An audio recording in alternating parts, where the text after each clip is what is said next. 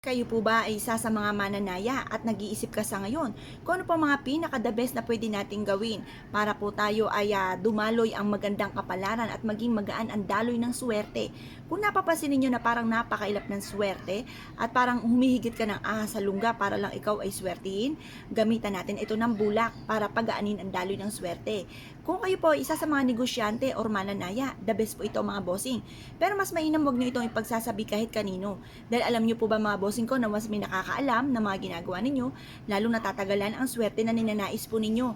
Kaya hayaan nyo na lamang po na ma-amaze sila sa mga swerteng darating sa inyo pong buhay. Ito po isa sa mga sikreto at subok na napakaswerte. Basta kailangan ay may 100% kang paniniwala kung kayo ay gagawa ng mga pampaswerte. Para mas maging magaan ang daloy ng swerte at kayo po mga bossing ko ay mas maka-attract ng swerte at lahat ng naisin po ninyo ay kaagad ninyong makamtan. Ngayon po mga bossing, ito po isa sa mga sikreto. Kaya subukan nyo na po ito mga bossing para kayo po mga bossing ko ay maramdaman nyo kaagad ang daloy ng swerte po sa inyo. Para yung inyong kasipagan, ang inyong pananalig sa itaas ay may mga patutunguhan. Kasi minsan may mga pagkakataon na kahit anong gawin nating kayod ay sa wala-tula ang ating pagkayod. Para may patunguhan mga bossing, gamitan po natin ito ng cotton balls mga bossing. Proven po ito na maswerte. Ngayon pa mga bossing, isang cotton balls ay okay na po yan. At pagkatapos, samahan natin ito ng sinulid na kulay pula. At ganoon din po mga bossing, basta kung kayo po ay gusto nyong magtahi ng unton, pwede naman. Pero kung ayaw nyo po na magtahi ng unton at kayo po ay meron pong pouch na kulay pula, the best din po yan mga bossing. At pagkatapos mga bossing ko ay kailangan natin ng dahon ng laurel. Ngayon, ang dahon ng laurel ay isa sa mga subok na napakaswerte. Proven po ito mga bossing. Wala ka ng ibang hahanapin pa. Ito pa mga bossing ko ay magbibigay ng tagumpay sa inyo po sa buhay. Ito pa mga bossing, mag-wish ka sa kanya ng 10 pesos, ang ipagkakalob sa inyo ay 100 pesos. Ganon siyang ka-generous mga bossing. Ngayon pa mga bossing, ang paggawa po ng ganito kailangan sa umaga. 6:30 or kaya po ay alas 7, basta hanggang alas 8 lang ng umaga ang paggawa ng pampaswerte. Samahan din po natin ito mga bossing ko ng asin. Kapranggot na asin ay sapat na mga bossing. Ngayon pa mga bossing, kahit gantong kadami lamang, okay na po ito. At ito pa mga bossing ko ay ilalagay po natin.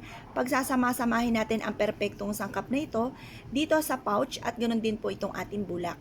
Magwi-wish ka na mula sa inyong pong puso, taimtim na panalangin mga bossing. Sasabihin nyo po dito ang lahat ng nais po ninyo na walang gamit na sana, direct to the point. Halimbawa po ay ganito, kung kayo po ay mananaya. Sabihin nyo sa pamamagitan nito ay magtutuloy-tuloy ang agos ng swerte at lahat ng mga pangarap ko ay matutupad.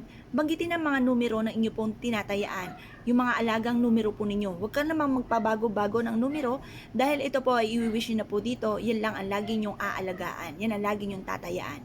Halimbawa po kayo po ay paborito nyo ang numero 1, 7, 25, 40, or kaya po ay 9 or kaya 18, pili lang po kayo dyan mga bossing, or kaya po ay 43, yan.